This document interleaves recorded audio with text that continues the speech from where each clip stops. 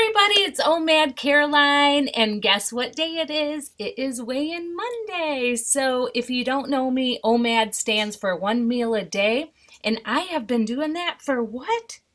38 weeks, eating one meal a day. And every Monday, I give you my weight, my measurements, and what I ate. So let's get down to it, you guys. I have to admit, I have not really been feeling OMAD lately. Like I have been struggling, and I don't know if it's because I know I told a lot of you my friend Rick came home from hospice, but he actually has lost a lot of weight and has gotten very weak. So I don't know if I thought I had healed my relationship with food, but I just feel like I just don't even care. And when I want to eat, I want to eat. And I've been finding myself really leaning towards sugary foods. As far as OMAD, I stick with OMAD just because that is what I do and it's consistency.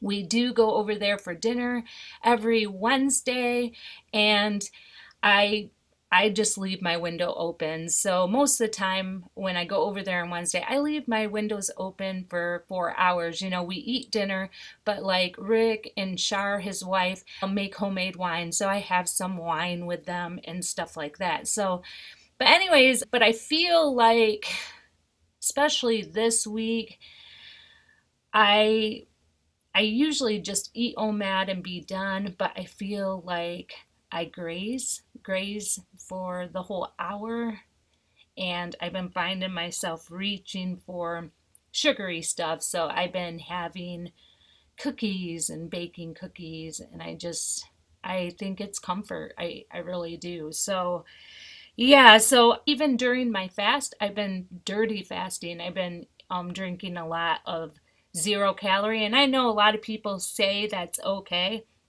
but I think that's a gateway for me to crave sugary things. And I do, you know, I think my body insulin spikes when I my mouth tastes those sweet tastes. So yeah, so I've been kind of really dirty fasting lately and grazing for an hour on OMAD. So anyways, thank God for Mika fasting weight loss. She is such a blessing to me, and it's so funny because it's like God lays on them to do challenges. It's almost like just for me. So Mika we're in the middle of a challenge, 5-day challenge, different fasting protocols. So I have a plan to kind of wean myself out of dirty fasting, get back to clean fasting. And then I was able to do a 48. I ate yesterday because I don't like to fast through my weigh-in day because I want it to be a true weigh-in. But yeah, so I've been really feeling a funk, but I think this fasting challenge that Mika Fasting Weight Loss is doing has really helped me get my head in the game, take control. Let's talk about what I ate. Like I said, I've been eating a lot of sugary stuff. I haven't taken many pictures. I mean, I've been eating pasta, just a lot of high carb crap. It hasn't affected my fitness or anything. Like, I feel fine, I feel full of energy, but I was like thinking, ugh, I just know this weigh-in's gonna suck this week. So, well, let's take a look and see what the scale has to say. All right. So, as you guys know, last week I weighed in at 164. And this morning when I jumped on the scale, I weighed 163.8. So I lost zero point 0.2 pounds. I am surprised I lost that. So very thankful that Mika I think it was the 48 that helped me out, because I'm pretty sure the scale would have went up because of the quality food I'm eating and that. So yeah, so that's awesome. So overall, for my whole journey, I've been averaging about 2 pounds a week. I started with the weight of 235.4, and that was back on May 6th. And currently I am down to 163.8. So I have lost 71.6 pounds in 38 weeks. That is a 30.5 42% of me that is gone. I'm really stoked about it, but I want you guys to take a look at my weekly breakdown. Over on the right side is like, you'll see those numbers like the 14.8 and the 6 and the 10. That is my total that I lose every 4 weeks. So if you take a look, I lost, almost 15 in that first 4 weeks. Then I start getting, averaging out about 7 pounds. Well, then if you take a look at week 36, I did have vacation in that. So that 4 week group of weight, I only lost 2.8. And if you look right now, I am really, my weight loss has slowed down. And I have to say it is because of the quality food I'm putting in, leaving my window open for some drinks. So I'm gonna try to get back consistent and disciplined. It's not like I went off the rails or anything, but I know I can do better, if that makes sense. Um, it's it was great because I watched Sam's video, a couple of pounds, after I gave him the shout out, and he said that it was nice because it reminded him to take a look at his journey and how far he came and appreciate the journey. And then I also checked out, I believe it's Nikki and Tony. I love her, and I love that she's a fellow Ohioan. I cannot wait to collab with her, hopefully when the weather breaks and we get good weather. But she also was talking about how we should be in the moment of our journey and appreciate the goals we hit and that. And it, after I watched that, I was talking to my husband and I was like, yeah, I don't know how good my weigh-in's going to be. And I said, I think that I might have to switch it up. And then I was just telling him about how I got to clean it up and, that I haven't been focused on the nutrition aspect enough. I need to get back to that. And he goes to me, he goes, Caroline, how long you been doing this now? And I was like, 8 months. I've been doing this 8 months. And he goes to me, he goes, I think this is the longest you have kept weight off. And I didn't even think about that, you guys. I am so focused on, you know, in the back of your mind, you're always like, oh, I'm going to hit a plateau, or you're just hard on yourself of what you're not doing instead of sometimes thinking about the achievements. You guys, I have gone 8 months, a little over 8 months without gaining weight. So I sometimes need to think about the other side of it, and sometimes I think about just not weighing in every week anymore. And I know I said I would until I reach that, normal BMI weight for my goal. But sometimes I think that I don't want to. I don't know.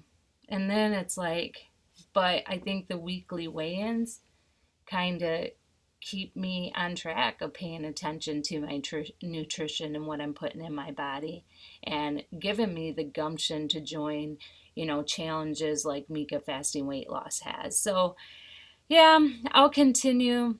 I need to start appreciating how far I come, and even though there's some weeks where it is not my focus, it's okay. And I think it's okay for you too, as long as you keep that core value of your lifestyle intact, which I have. I just kind of started eating more junk, and a day out of the week leave my window open. So I'm going to try to get back to the woman that wants to feed her body to make it healthy. And I know that the artificial sweeteners are bad for me, especially me having one kidney. So it's bigger than weight loss. I want to feed my body and I want to be healthy and live a long time. So yeah, so I'm going to get back to that. But I want to thank you, Mika, for doing the challenge. I really needed it. Sorry, I'm in a little bit of a funk, you guys. I've been feeling a little burnt out, And I think that a lot of times we spread ourselves out too thin. I watched a little bit of Kristen Chang, and she was just talking about self-care and how you need to make sure that you're taking care of yourself. Zed497, his video, he talked about actually having a day off and some downtime. So that really hit home. I have been, it's crazy how you can really get busy in life, and then the next thing you know, you're feeling kind of burnt out. I have been making some changes in my life. I I found this little saying, and it really hit home. And it says, "You are not everyone's cup of tea." So the world is filled with people who, no matter what you do, no matter what you try, will simply not like you. But the world is also filled with those who will love you fiercely. The ones who love you, they are your people. So don't waste your finite time and heart trying to convince the people who aren't your people that you have value. They will miss it completely. They don't want to buy what you're selling. Don't try to convince them to walk your path with you, because you will only waste your time and your emotional good health. You are not for them, and they are not for you. You are not their cup of tea, and they are not yours. Politely wave them along, and you move away as well. Seek to share your path with those who recognize and appreciate your gifts. Be who you are. You are not everyone's cup of tea. That hit home with me. I saw that, like, had to be probably a month ago, and I started making changes. There's people that we love, there's family member, friends that just don't like you. They don't like you. And I think a switch just turned on, and I was like, why am I spending so much time with people that don't like me? It's okay to want the best for other people. It's okay to encourage and love them, but if you are not their cup of tea and they are not your cup of tea, it's okay to limit how much time you invest. And sometimes I think that, you know, when you aren't somebody's cup of tea and you try to spend time with those people, you actually have a negative impact, whether you mean it or not. So I've really started stepping back from people who I just know I am not their cup of tea. And I think that has helped a lot with my load and my emotions. Now I just need to find some downtime for me, and I decided to go with Zed's idea and just give me a day.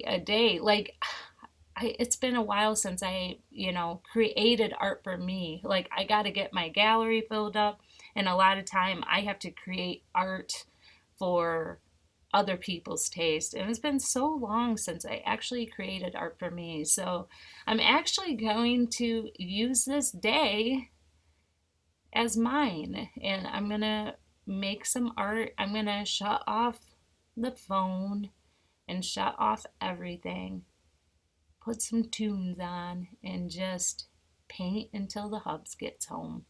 And I'm kind of excited about that. But yeah, I hope that wasn't too much of a rambling on. And I'm just in one of those moods, I guess. But anyways, you guys, that is my week 38. Hopefully after today, I get a little more perkier. All right, I'll talk to you later. Bye.